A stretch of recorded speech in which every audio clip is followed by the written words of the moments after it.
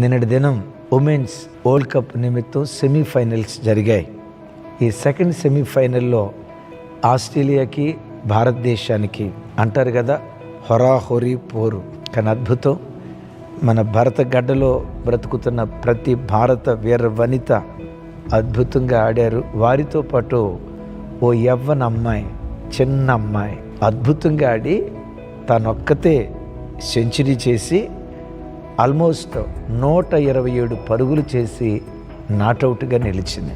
భారతదేశ కీర్తి ప్రతిష్టలు ప్రపంచమంతా రెపరెపలాడే దానిలో ఈ అమ్మాయి ప్రధాన భూమిక పోషించింది. ఆ అమ్మాయి పేరు జమీమా.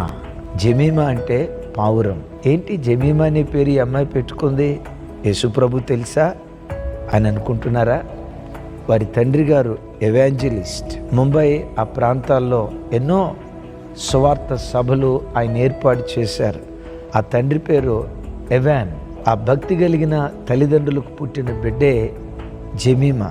4వ సంవత్సరం నుంచే క్రికెట్ ఆడటం బహు ఆసక్తి చూపిస్తూ ఆ క్రికెట్ ఆడుతూ ఆడుతూ ఆడుతూ ఈరోజు మన భరత గడ్డను, భారతదేశాన్ని ప్రపంచ దేశాల్లో క్రికెట్ ఆటలో ఓ అగ్రగామి దేశంగా మన దేశం విరాజిల్లటానికి ఈ క్రైస్తవ యవ్వన అమ్మాయి ప్రధాన భూమిక పోషించింది. ఈ యవ్వన అమ్మాయి ఇంత అద్భుతంగా ఆటాడితే మొత్తానికి ఇంటర్వ్యూ చేసేవాళ్ళు ఆ అమ్మాయిని ఇంటర్వ్యూ చేశారు.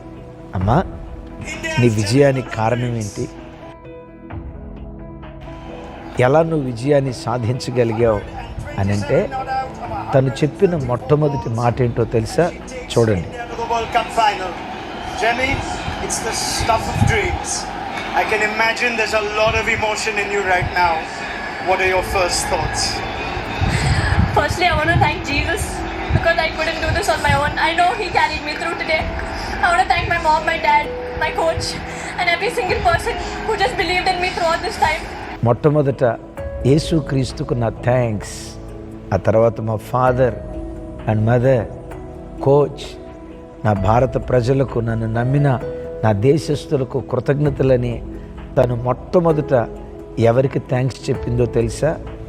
తన విజయ రథ సారథి నజరేయుడైన యేసు క్రీస్తు ప్రభువారు. క్రైస్తవ జనమ, ప్రపంచ మీడియా అంతా చూస్తుంటుండగా తన దేవునిని ఘనపరచటం మానలేదు. దేవుని ఘనతను చాటి చెప్పటానికి ఏమాత్రం సిగ్గుపడలా. లేఖనాల్లో మీరు ఎరుగుదురు కదా, నన్ను ఘనపరుచు వారిని నేను ఘనపరుస్తా.